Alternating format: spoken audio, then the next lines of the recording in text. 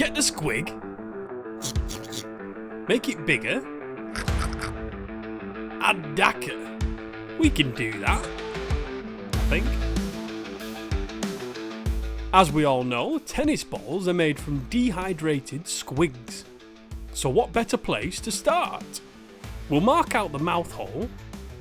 The skin can be quite tough to pierce, but once we're through, it's no bother. Cut all the way around, we need to remove this piece completely. Fun fact, squigs are 65% mouth. Trying exceptionally hard not to slice my fingers off. Same again for the eye holes, a combination of classic rigid orc machine eyeball and smiley face. Can't do stomping without legs.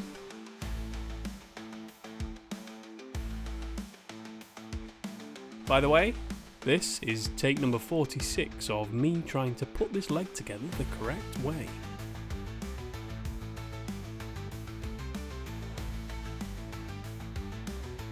We'll need yet another hole that isn't a butt, stuff it full of hot glue and then insert the leg joint.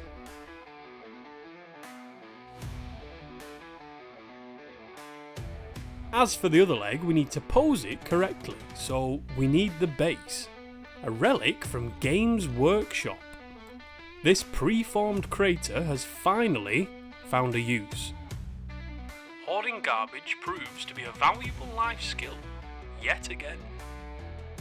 A few hours worth of wriggling to get it in place, and then sealed for eternity with hot glue.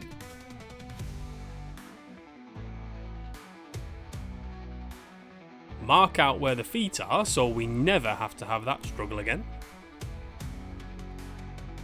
Who's a hungry boy? Come on, open wide. Here comes the endless ball of foil. That's it. Come on. A little bit more. Just a bit more. You need to grow big and strong for stomping. Eat it! Turns out that was a bit much. Pro tip, never ever put hot glue on foil. It reaches scalding temperatures almost immediately, and despite his uncaring demeanour, he was in severe pain. With the interior bulked out, we need to build the roof of the mouth, which will separate what is essentially the semi-hollowed out skull office and the jaws of doom. This is one of those tasks where you're better off just getting on with it and seeing how it goes. After a layer of sticks and hot glue, we crack out some north of the border flesh. We're going to use this to line the interior of the mouth. Thankfully, this doesn't have to be neat. We won't be able to see much of this when we're done. Just to refresh our memories, get the squig, bigger, add DAKKA. First on the list, mouth blades. Have you ever seen a Mecha-Squigzilla without mouth blades? I think not. How many is too many?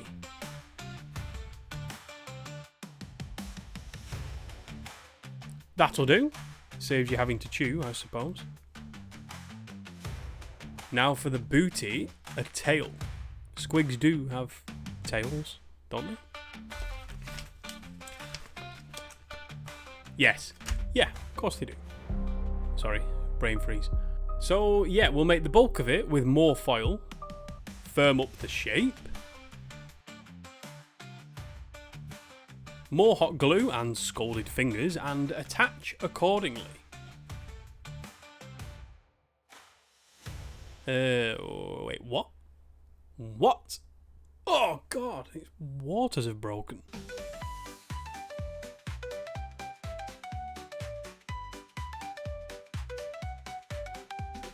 Some more Canadian flesh to engulf the tail. Smooth it out to get a reasonably seamless transition between ball and clay. There we go, that's looking squiggy. Quick refresh of the instruction manual. Not enough DAKKA. What's better than a scavenged missile battery?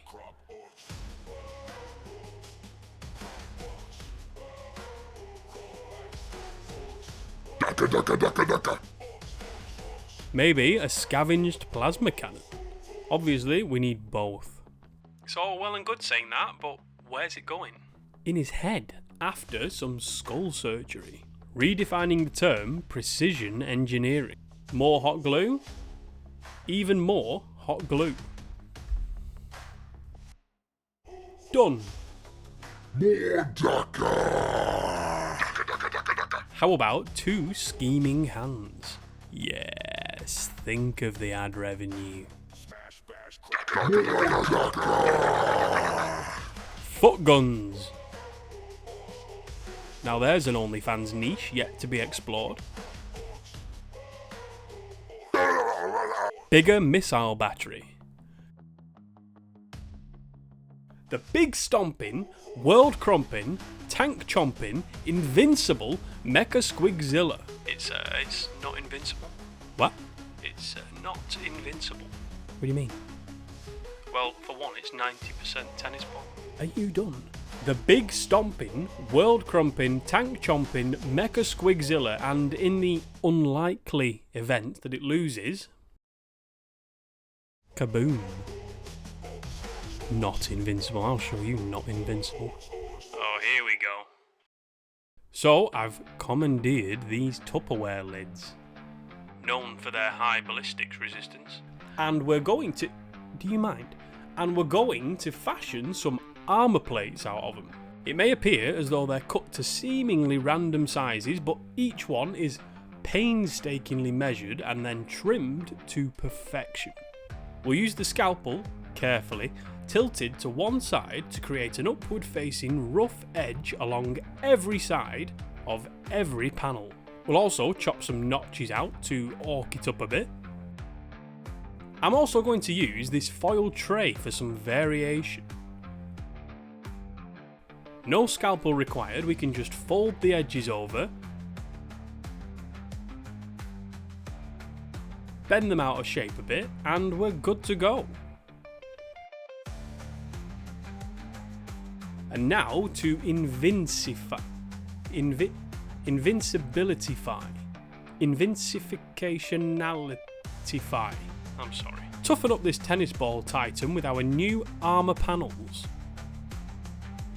Piece by piece, it's all coming together now. Overlapped as only a master orc engineer knows how. Affix some teeth to this gaping death maw. The beauty of this material is that once it's heated to 1000 degrees by the hot glue, not only does it give you brand new fingerprints, but it bends to fit the curvature of the ball. Next up, we're going to use some leftover sprues, shaved around the edges, to frame the rigid eye window. The last few pieces now.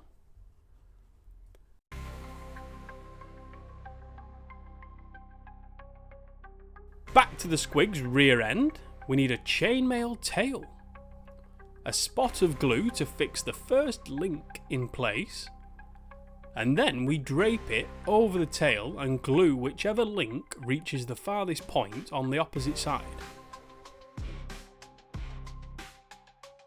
Back and forth, over and over until the whole tail is covered. Now here's a job that AI hasn't taken yet, snipping old iPod wires and gluing them on MechaSquigs.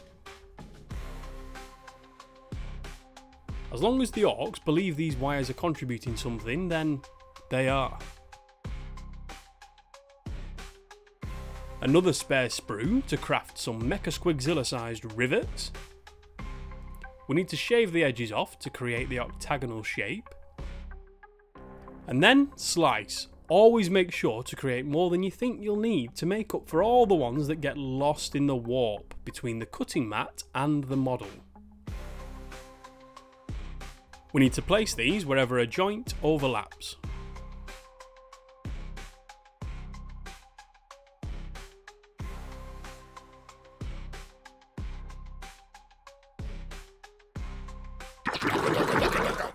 Alright. And finally, a big old wrecking ball tail.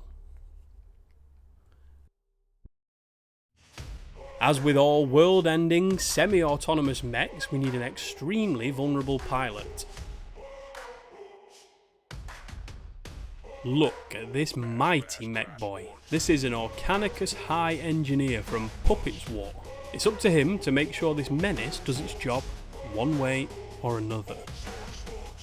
All I need to do is get him in here, the correct way up. Just please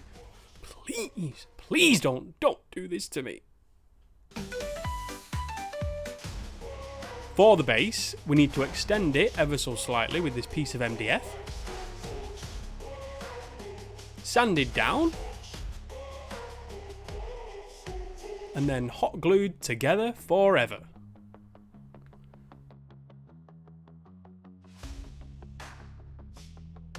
Now to resurrect our earth paste. This one was made a while ago and has been fermenting under my desk for some time. But all is not lost, we just add in a bit of PVA and it's good to go. It's made from sand, Mod Podge and polyfiller. We're just going to apply it all the way around the base, embedding the crater.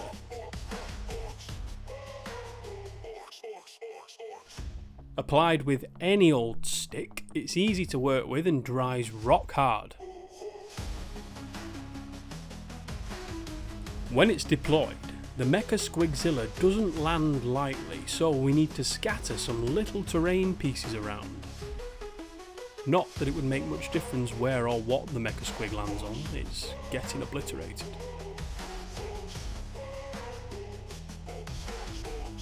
For the ground texture, it's the standard recipe of rocks, smaller rocks, and then sand. Stuck down with plenty of watered down PVA.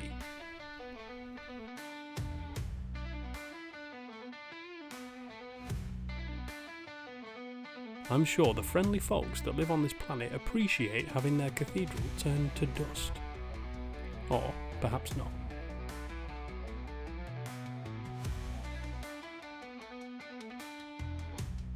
Unlike the old days, these tanks hover above the ground. So to simulate that, we'll take a small angled piece of wire and attach it. So to simulate, right.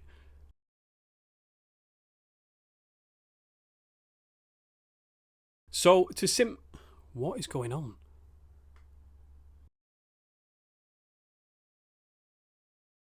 We'll take a small angled piece of wire and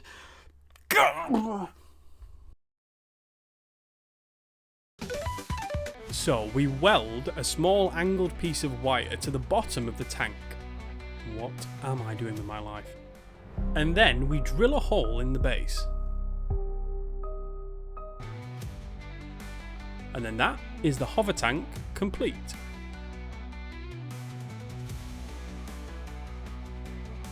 We'll have another being split in two by the claws,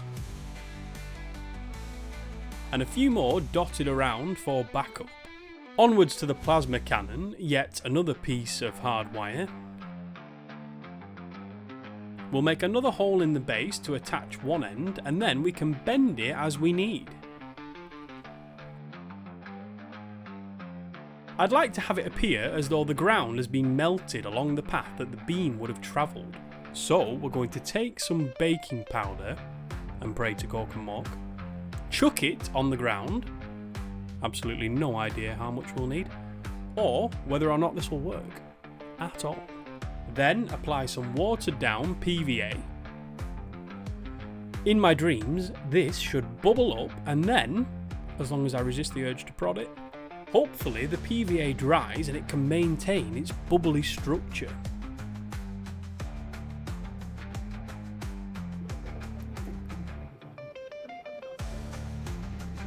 It seems to be working, at least for now, so we'll chuck a tank in there and then do the same over the top of it.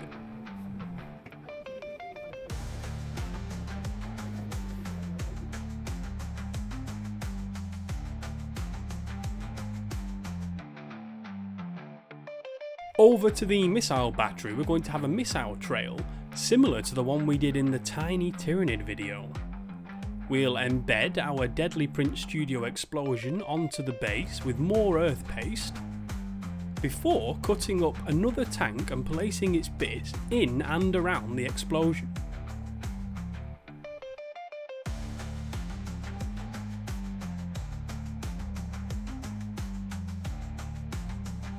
Now we'll dot around a few of the most patient and well-mannered battle brothers. I'm sure they're just as pleased to be here as I am to be on day 10 of putting it together. But you're all worth it. Especially this heroic fellow, Fiastro8409, our first YouTube channel member, part of a very exclusive club. Not only is he helping support this channel, but he's able to post quail eggs alongside his comments whenever he pleases. He's living the dream. With the explosion and battle brothers in place, we can bend and attach the wire that will become our missile trail. We'll cover it a bit at a time in UV resin. This resin is gooey and horrible until you blast it with UV light, and then it cures, becoming hard and safe to touch. Given that this is a hectic orc machine, we can't just have it firing one targeted missile, so we'll add another couple of missile trails at various stages of launch.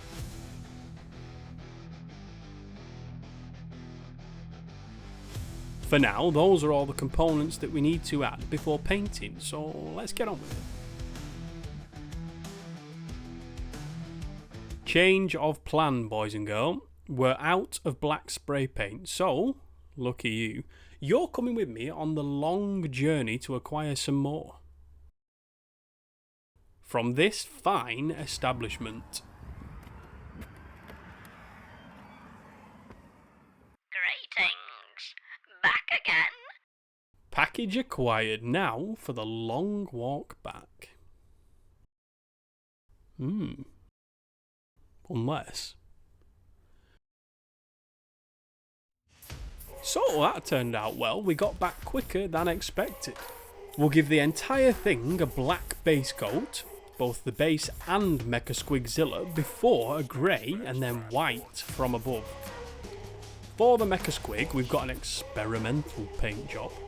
First step is a coat of gunmetal over everything. Then over that with Agrax Earthshade. Not that you'll be able to see more than 1% of this when we're done. On to the science in true ORKTOBER fashion. If I believe this will work, then it will work. We need a pot and flour. Sugar. Add the flour, PVA, Mod Podge. What on earth is going on? And a colour of your choice, in this case Flesh Tearer's Red. I understand colours have great power and significance among orcs, and in keeping with that, I've concluded that we should use red, because Squigs are red. The consistency wasn't quite right, so we'll add a bit more flour. The colour wasn't quite right, so we'll add a bit more paint. Until it's perfect. Until we've made God Juice. And now, without thinking too much about it, we're going to very roughly blob it on each panel, leaving the outer edge exposed. Hopefully it'll maintain some of its texture as it dries. Once the first coat has dried completely, we'll add another, covering less area than before, so that the texture becomes more extreme towards the middle of each panel. To intensify the contrast and weathering, I'll darken the edges of each panel with charred brown. And then a few spots of dried rust.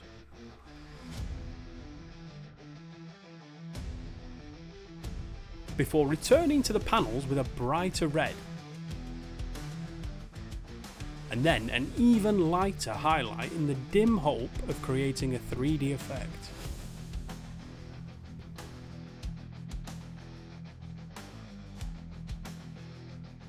The panels still weren't vivid enough, so I set about giving myself an aneurysm by painting white splodges over some of the hard work I'd just done,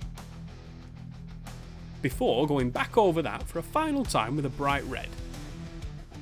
And now, for a bit of mystery, I've left a bit of squig skin exposed between the armour panels. So we'll paint that deep red while contemplating just how much squig is left under all of this. Finally, a few dark pockets and pits, before painting up all of the cables and wires. Then we have the unmistakable orc checkerboard patterns. Some of the parts have them built in, others need to be freehand, which I can tell you I absolutely love. Then a few orc transfers. We don't want the Eldar taking credit for this monstrosity. As for the plasma cannon, it's got to be green. It may not have started out that way, but by the time the orcs are done with it, there's no other option.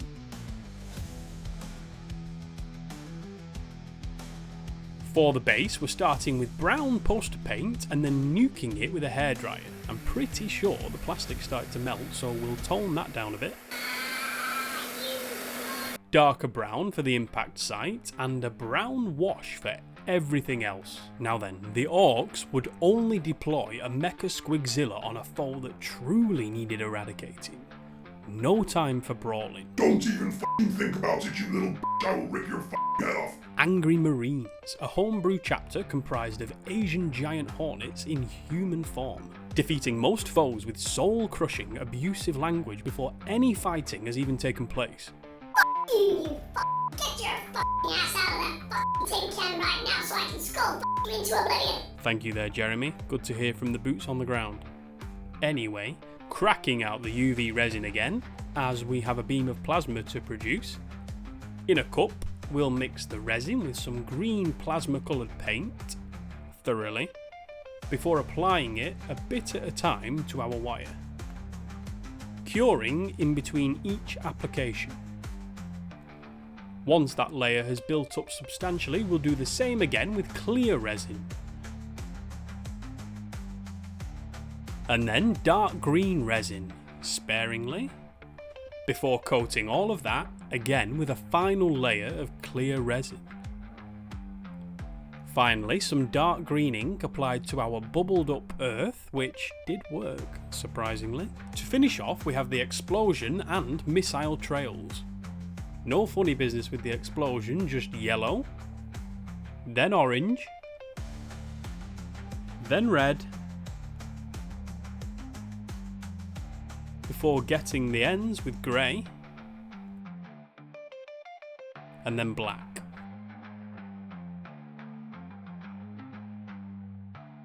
The missile trails are just a coat of mid-grey with a lighter grey dry brush.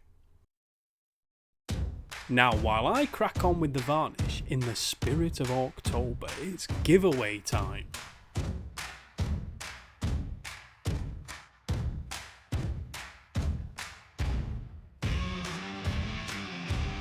A rogue idol for one of you fellows to win. If you fancy getting your hands on this big boy, all you need to do is play a game of Who's That Pokemon? Except you're blind. Let me explain. Within this envelope is a piece of card with the name of a Pokemon written on it. Be the first to guess the Pokemon, win the idol.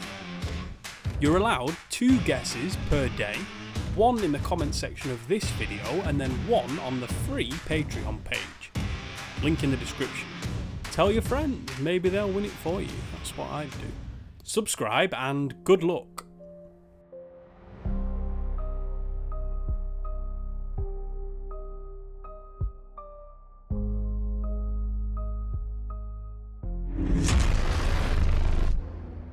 Brother, what the f*** is that?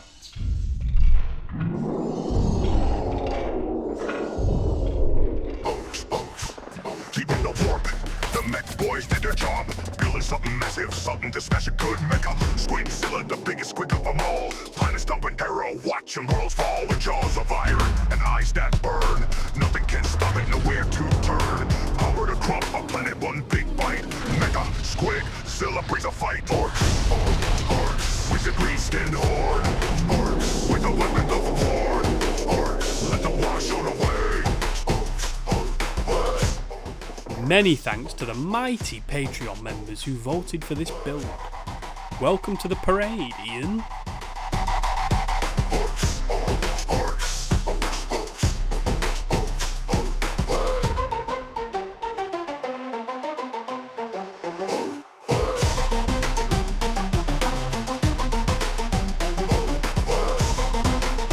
Let me know what you think. Subscribe. Enter the giveaway. Love you. Bye bye.